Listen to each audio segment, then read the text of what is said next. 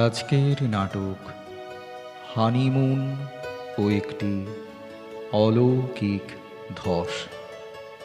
গল্প ইন্দ্রাণী লস্কর। আবহ, নাট্যরূপ ও পরিচালনা অরুময় চক্রবর্তী। স্বরাভিনয়ে অরুময় চক্রবর্তী ও অমৃতা রায়। নাটক হানিমুন ও একটি অলৌকিক ধস।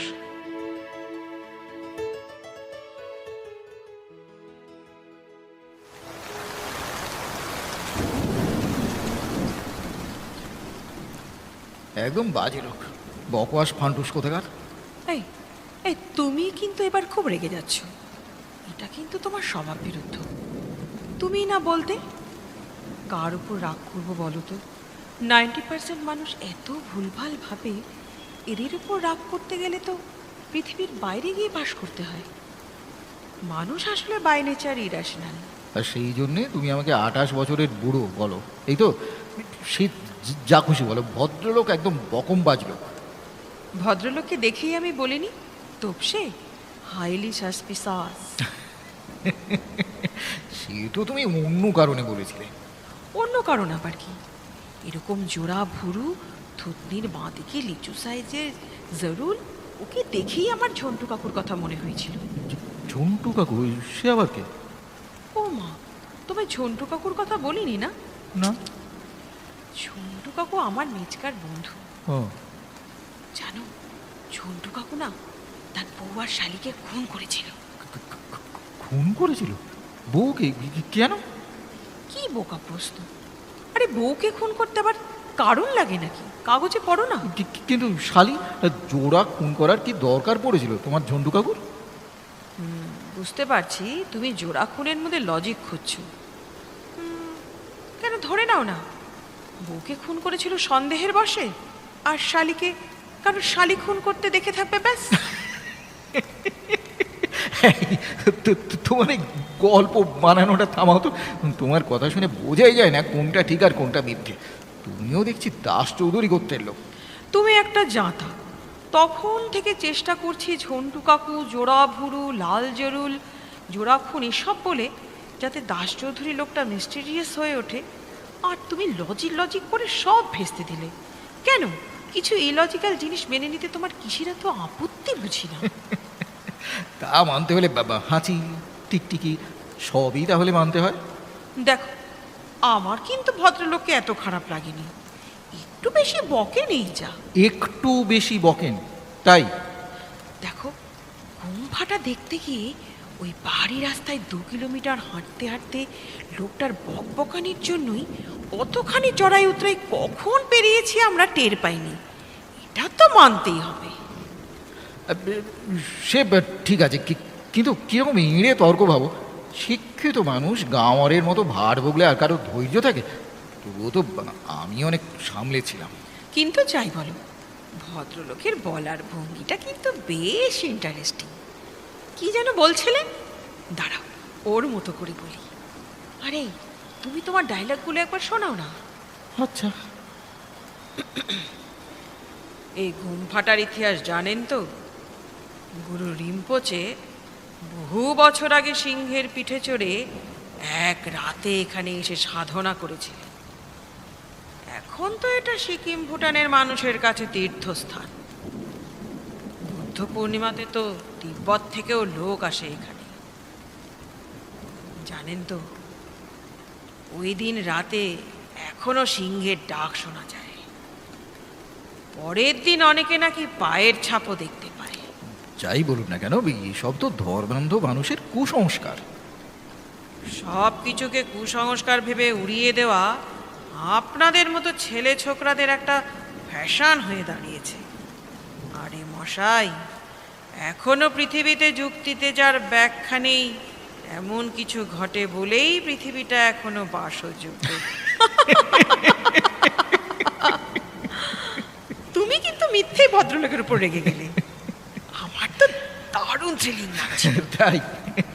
জানো, খালি অন্ধকার গুমফাটার ভেতর আমার কেমন যেন গা ছমছম করছিল। হ্যাঁ, চেষ্টা করলে সিংহের গর্জনও শুনতে পেতে। তারপর দেখো ওই লামাদের ব্যাপারটা, হুম, ভদ্রলোক এমন ভাবে বলেন যেন চোখে দেখছি। ঠিক তাই। দাঁড়াও, ওর মতো করে বলি। হ্যাঁ। জানেন সৌম্যবাবু, শরীর ছাড়ার আগে হেড লামা বের করে দেন তার আত্মাকে। আত্মা গ্রাম শহর ঢুঁড়ে সব লক্ষণ মিলিয়ে জোয়ান শরীর বেছে রাখে। যা করার লামাই করে। মন্ত্র বলে নিজের ঘরে টেনে আনেন মানুষটিকে। তারপর কি হয় জানেন তো?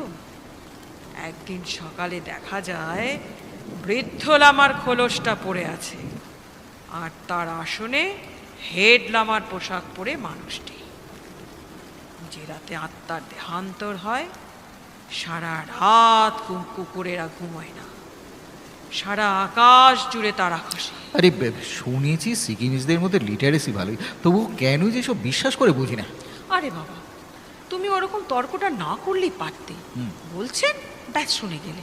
হ্যাঁ। জানো, আমার কিন্তু কথাগুলো শুনে দারুণ লাগছে। এরপর থেকে লামা দেখলেই ভাববো লোকটা শরীরে অন্যের আত্মা বয়ে নিয়ে বেড়াচ্ছে। তুমিও যেমন বি রিজনেবল। আরে ইমেবাস মেয়ে তুমি, আশ্চর্য। এই যাই হোক, ছাড়ো তো এইসব কথা। আমার এত বিরক্ত লাগছে। সে কাল রাত থেকে বৃষ্টিটা শুরু হয়েছে, এখনো ছাড়ার নামটি নেই। আরে বাবা, মে মাসে কখনো পাহাড়ে বৃষ্টি হয়? ঝোড়ো হাওয়ায় হাড় পর্যন্ত কাঁপিয়ে দিচ্ছে। এদিকে তার ছিঁড়ে গেছে, ও রুম হিটার চলবে না। না, ঘুটঘুটে অন্ধকারে কম্বলের তলায় পড়ে থাকো। কেন? মোমবাতি দিয়েছে তো। ক্যান্ডেল জ্বালিয়ে আমরা দুজন মুখোমুখি। আহা, বাইরে গাঢ় আদিম অন্ধকার, হাউ থ্রিলিং। কবিতা বেরোবে কাল সকাল থেকে। ম্যানেজার বলে দিয়েছে কারেন্ট না এলে জলে টান পড়বে। ও মা, তাহলে কি হবে? জল ছাড়া বাঁচবো কি করে? কি হবে? কেন থ্রিল হবে? সারা ফোনটাও ডেট, মোবাইলেও নেটওয়ার্ক খাওয়া। ভদ্রমহিলার চিন্তায় চিন্তায় না স্ট্রোক হয়ে যায়। কার কথা বলছো মা? আরে রেডিও টিভিতে কি আর মা শুনছে না? আরে আসার সময় আমাকে বারবার বলেছেন যেন রোজ সকালে আর রাতে ফোন করি। কি যে করি আমি না। তোমাকে কিচ্ছু করতে হবে না। অন্ধকারটিতে আমার কাজটিতে চুপ করে বসে থাকো। জানোই তো, পাহাড় শুনলেই মায়ের টেনশন হয়। আরে হয়তো সেটাই, উল্টোপাল্টা ভাববেন আর প্রেশার বেড়ে যাবে। বুঝতো? আরে না এলেই হতো। কোথায় যেতে তবে? সমুদ্রে? যদি সুনামি হতো? এই তুমি যে কি না, এরকম যদি চলে আমাদের সব প্ল্যান প্রোগ্রামটাই গুগলেট। মা গো, কাল থেকে জল থাকবে না, কারেন্ট নেই, ফোনটাও মরেছে। হয়তো কাল ম্যানেজার এসে বলবে no meat, no chicken, no egg, only potato. কি খাবো তখন? কি হানিমুনি না হচ্ছে, চাঁদটাই হাওয়া। না বাবা, আমি এই লেপের তলে ঢুকলুম, আরে একমাত্র ঘুমুলে আরে, এসব চিন্তা ও, কিছু থাকবে না। ঘুমলেই হলো। আমি তোমাকে কত কি হচ্ছে কি? কাঁদতে ছাড়ো ছাড়ো, আতঙ্ক লাগছে। এই কি হচ্ছে?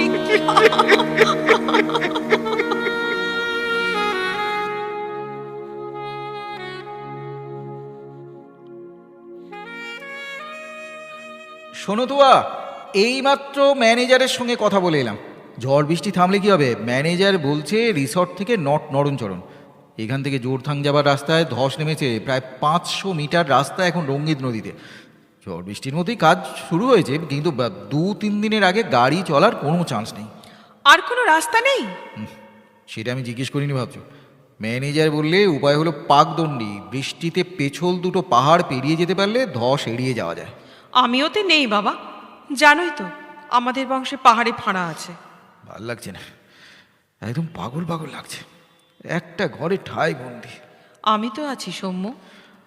তোর হাতকাত দুজনের মুখ দেখা যায়। আর কথারও তো শেষ আছে নাকি? এত তাড়াতাড়ি? এই জানো তো, কথা ফুরোলে প্রেমিক প্রেমিকাদের কি করা উচিত? কি? উচিত চুমু খাওয়া। চুমু থেকেই ফের জন্ম নেবে নতুন কথা। রাখো তো তোমার বুকনি। ও মা, এই ছেলেটাই কি সেই ছেলেটা যে আমার জন্য রোদ ঝড় মাথায় করে আজ বিড়লা কাল ভিক্টোরিয়ায় দাঁড়িয়ে থাকতো? আরে বাবা, সেসব দিনের কথা ছাড়ো, তখন আমরা প্রেমিক প্রেমিকা, আর আজ ধসে বন্দি অসহায় নবদম্পতি। এছাড়া বয়সটাও তো বাড়ছে। মানে আমিও কি ভীষণ পুরনো হয়ে যাচ্ছি বলো? এই চলো না, কাল সকালে পায়ে হেঁটে রঙ্গিত ঘুরে আসি। পারবে না, যা স্লিপারি হয়ে গেছে, খাদে না পড়ে যাও। আমি একা না, তুমিও। এই শোনো না, হ্যাঁ, আগে যার পা স্লিপ করবে সে কিন্তু অন্যজনকে জড়িয়ে ধরবে, একসঙ্গে দুজনেই খাদে পড়বো। আচ্ছা, আর পাবলিক যখন লাশ দুটো খুঁজে পাবে, ওহ কি থ্রিলিং! লোকে দেখবে অমর প্রেম, নির্ঘাত সিনেমা। চলো চলো। সাত তাড়াতাড়ি আমার গল্প হবার কোনো শখ নেই। কি যে করা যায়, কত আর চা কফি খাওয়া যায় বলো? এই লুডো খেলবে? লুডো? কোথায় পাবে লুডো? আরে দেখো না, যদি ম্যানেজারের কাছে থাকে সাপ লুডো।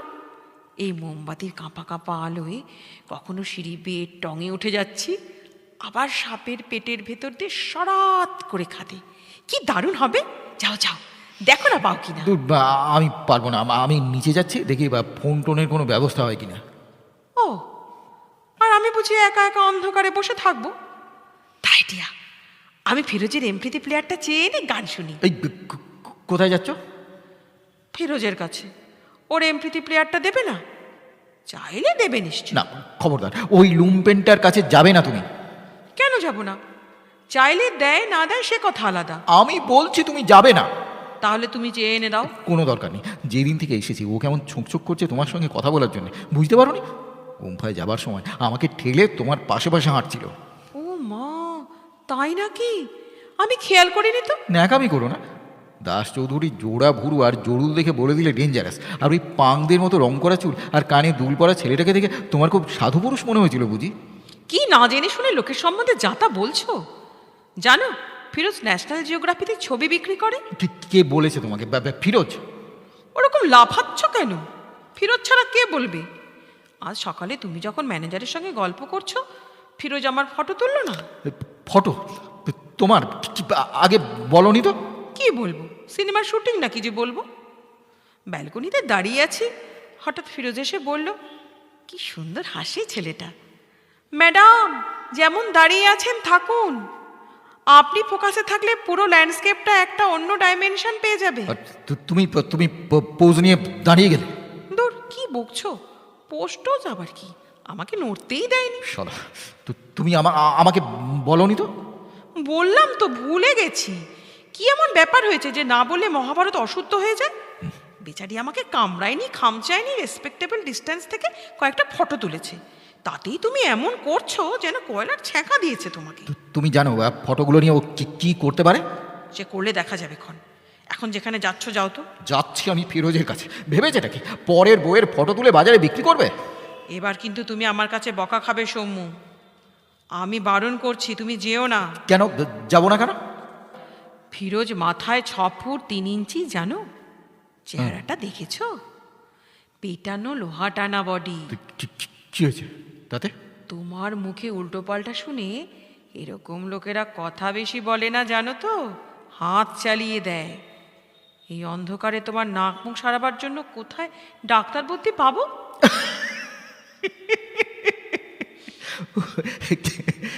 কি গুল দিতেই না পারো তুমি। এমন চট জলদি এসব আসে কি করে তোমার মাথায়? এই, যদি সত্যি আমি এতক্ষণ চলে যেতাম, তাহলে আর কি, আমাকে ম্যানেজারের ঘর থেকে ফার্স্ট এড বক্স আনতে দৌড়তে হতো। তাহলে ও তোমার ফটো তোলেনি বলো? আমি কি তাই বলেছি? তাই বুঝলে এতক্ষণে? তুলেছে না? যেটা ভালো লাগে ভেবে নাও না। সুইট এনচ্যান্টেস। এই শোনো না, বরং চলো দাস চৌধুরীদের ঘরে আড্ডা দিয়ে আসি। তুমি তুমি যাবে দাস চৌধুরীর সঙ্গে আড্ডা দিতে? এবার তো হাতাহাতি হবে। আরে না না, এবার তো স্রেফ আড্ডা। আমি মুখ বন্ধ করে থাকবো। তবু তো মানুষের গলা পাবো। অন্ধকারে দুজনেই হাঁপিয়ে উঠেছে। আরে আরে, এই ছেলেটি কি সেই ছেলেটি যে নাকি গাছের আড়ালে ঝোপের পাশে একটু অন্ধকারের জন্য ছোক ছোক করতো? দেখি দেখি, মুখে আলো ধরে দেখি, তুমি সেই সমু তো, নাকি কোনো লামারাত্মা ভর করেছে? দূর, জ্বালিও না তো। ফোনটাও যদি করতে পারতাম। তোমার মা? তা মাকে সঙ্গে নিয়ে হানিমুনে এলে পারতে। ছাড়ো তো মায়ের কথা, মা আমার টেনশন ম্যানুফ্যাকচার করতে ভালোবাসে। এরকম বলো না, নেহার অ্যাক্সিডেন্টটা না হলে। এসেছি হানিমুনে, এখন নেহার কথা। মনটা খারাপ করে দিও না তো। আমাদের দুজনের সব জানাজানি শেষ তাহলে। আমার বন্ধু বিদিশা ঠিকই বলেছিল, 2 বছরের বেশি চুটিয়ে প্রেম করার পরে নতুন করে জানার কিছু বাকি আছে যে তোরা হানিমুনে যাচ্ছিস। যাক, ছাড়াও সব কথা। এই শোনো না, আমার না গুরুদোষবার লেকটা দেখার খুব স্বাদ ছিল। এবার তো আর হবে না, আর কোনোদিন হবে কি না কে জানে। এই কেন হবে না, ছুটি জমিয়ে ডিসেম্বর জানুয়ারিতে আবার আসবো আমরা। দূর, শীতে আমি পাহাড়ে আসবো না। কেন শীতে নয় কেন? সরি সরি, একদম মনে ছিল না। নেহা তো ডিসেম্বরের, সরি। কিন্তু তোয়া ওটা ছিল জাস্ট অ্যাক্সিডেন্ট, কারো কোনো হাত ছিল না। অ্যাক্সিডেন্ট? তাই হবে? এই শুরু হলো যত সব উদ্ভট কল্পনা। এই শোনো, তোমাকে বরং আমি কয়েকটা জোক শোনাই। জোকস? তুমি শোনাবে? হ্যাঁ। ঠিক আছে, শোনাও।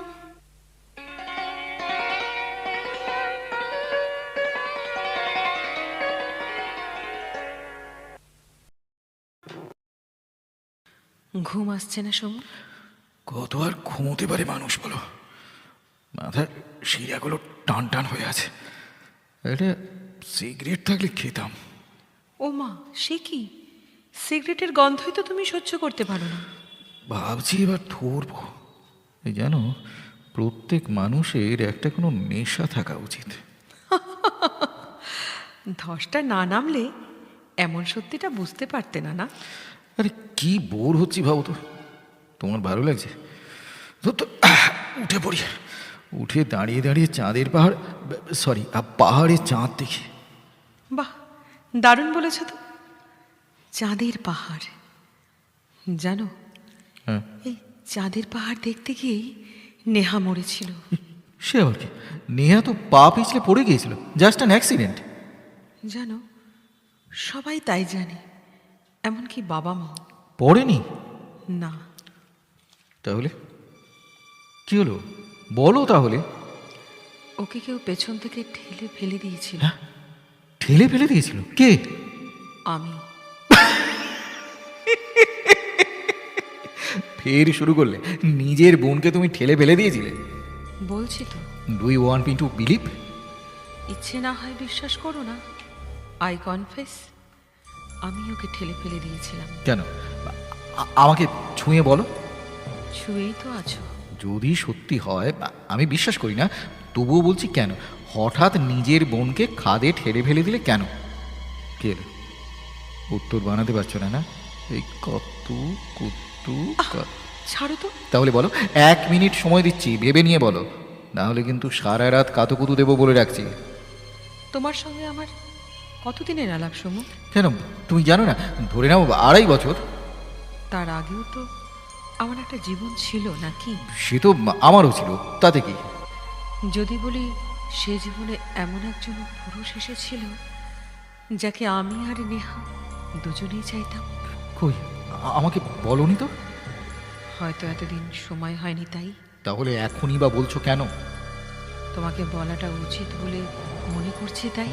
আমি যদি না শুনি? আমার বলার দরকার, বলছি। না শুনতে চাও শোনো না, ছাড়ো, ভালো লাগছে না। তোমার কোনো কথাই আমি আর বিশ্বাস করি না, যা বানাতে পারো তুমি। সেদিন যে কি হয়েছিল আমার, আনন্দর ফোনটা না এলে হয়তো কিছুই হতো না। অন্তত সেদিন তো নয়। আনন্দ? সে আবার কি? আরে তুমি কি দেওয়ালের দিকে মুখ করেই বলে যাবে নাকি?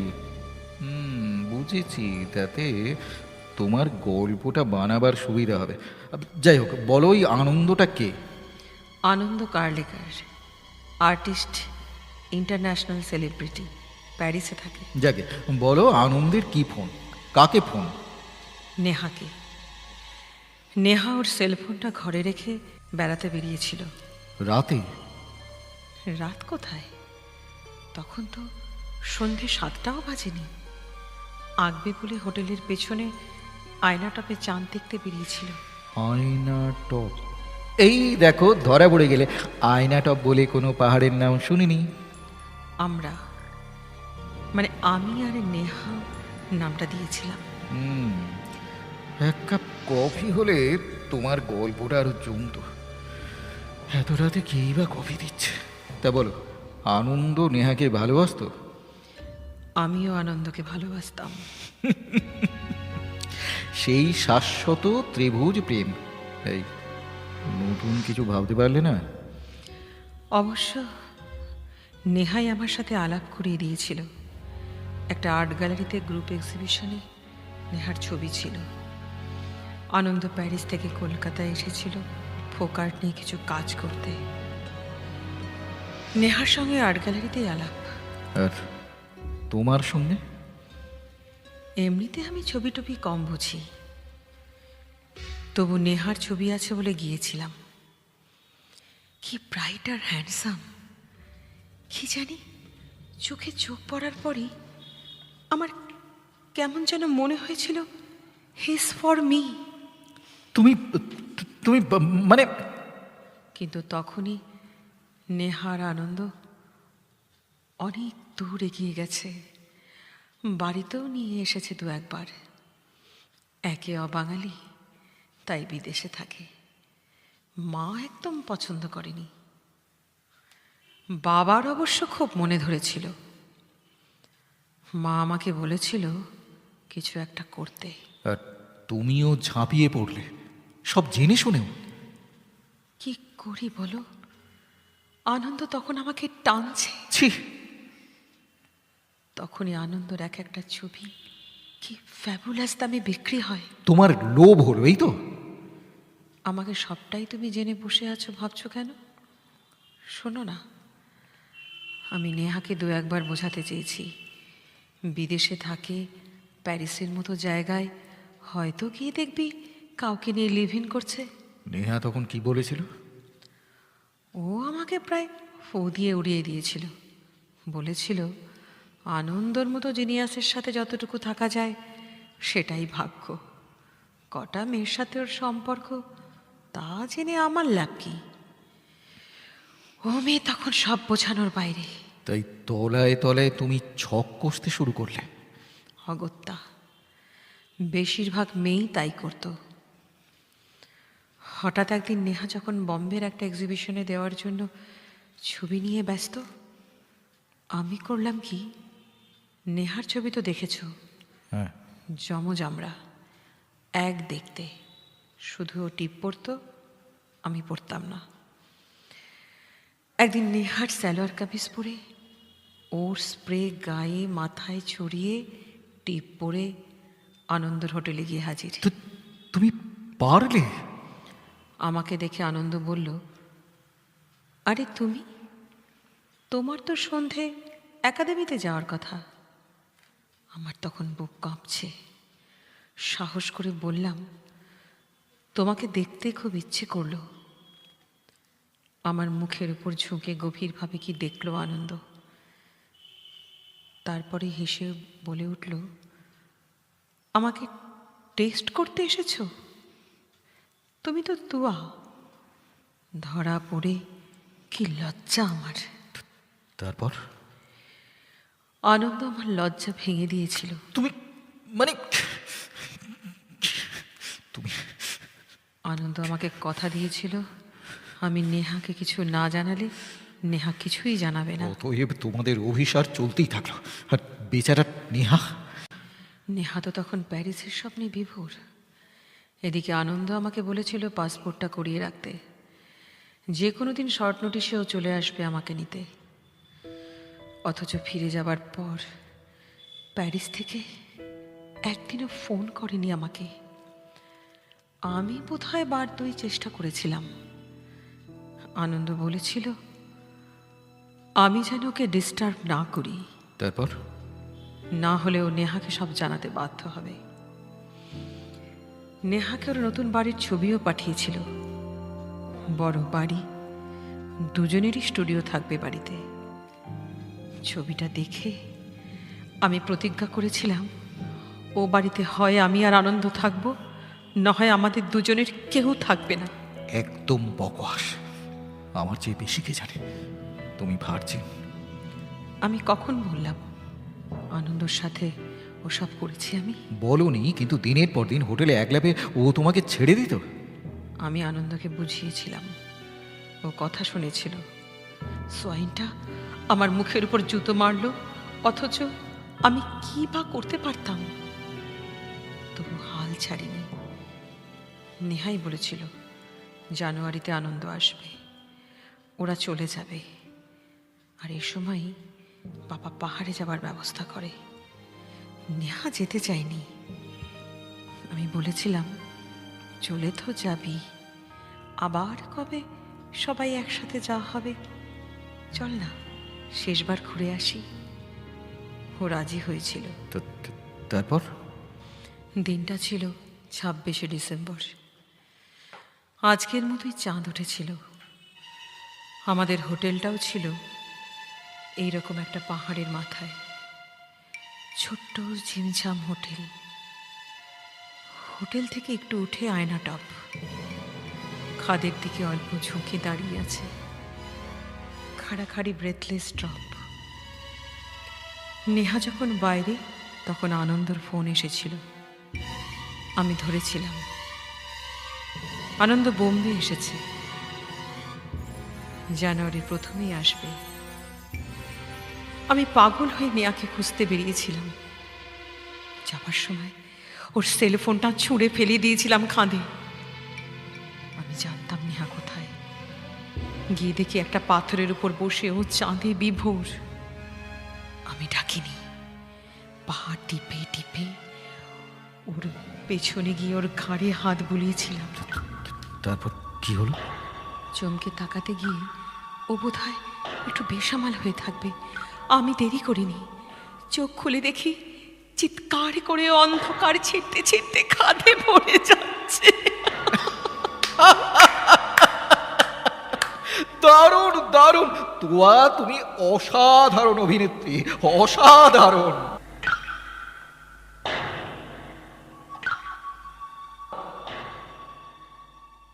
তুয়া, তুয়া, তুয়া কোথায় গেলে?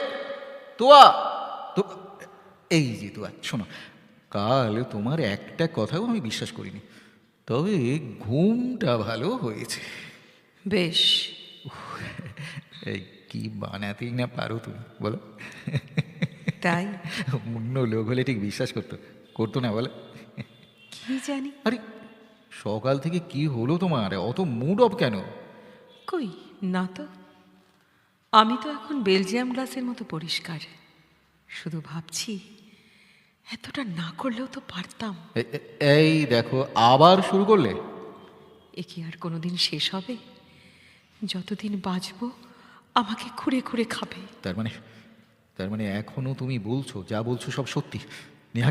নেহাকে তুমি ছাড়ো, ব্রাশ করে নাও, আমি চা খাইনি। রাখো তোমার চা। আমার চোখের দিকে তাকিয়ে বলো তো, সব সত্যি? শোনো, আমি এক বর্ণ বিশ্বাস করি না, বুঝলে? শুনছো তুমি? আমি এক বর্ণ বিশ্বাস করি না তোমার কথা। ছাড়ো ছাড়ো, আমার লাগছে না। তুমি বলো, তোমাকে বলতেই হবে, যা বলেছো সব মিথ্যে। বলো তুমি বলো। সত্যি হোক মিথ্যে হোক, সেই আমি তো বলবো। যাও ফ্রেশ হয়ে নাও, আমার খিদে পেয়েছে। না, তোমাকে বলতেই হবে। তুমি বলছো না কেন? সবটাই মিথ্যে। তুমি আমাকে গাপ্পি দিয়েছো। বললেও লাভ তো আমার। তুমি চেয়েছিলে আমি যেন তোমার কাছে ট্রান্সপারেন্ট থাকি। আমার তো আর কিছুই গোপন রাখিনি আমি। এখন মুখে যদি বলি সব মিথ্যে, ক্ষতি কি? তাহলে সব সত্যি। যাও না, মুখটা ধুয়ে এসো, আমার খিদে পেয়েছে বলছি তো। শোনো, আনন্দ কারলেকার বলে কোনো আর্টিস্ট নেই, কোনোদিনও ছিল না। ভালোই তো। তোমার মা বলেছে নেহা অ্যাক্সিডেন্টে মারা গেছে। সবাই তাই বলেছে। মরার সময় একমাত্র আমিই ছিলাম। তুমি নেহাকে ধাক্কা দিয়েছিলে? আমি বিশ্বাস করি না। তোমার মা বলেছেন তুমি একদিন সেন্সলেস ছিলে। তাছাড়া উপায় কি ছিল? চলো নিচে যাই। বলছি তো, আমি তোমার আষাঢ়ে গল্প বিশ্বাস করি না। আমি নিচে যাচ্ছি, তুমিও এসো। না, তুমি আগে বলো, যা বলেছো সব মিথ্যে। শোনো তুয়া, শোনো তুয়া, বলে যাও তুমি সব মিথ্যে বলেছো। তুয়া, শোনো, তুয়া বলে যাও তুমি সব মিথ্যে বলেছো। তুয়া।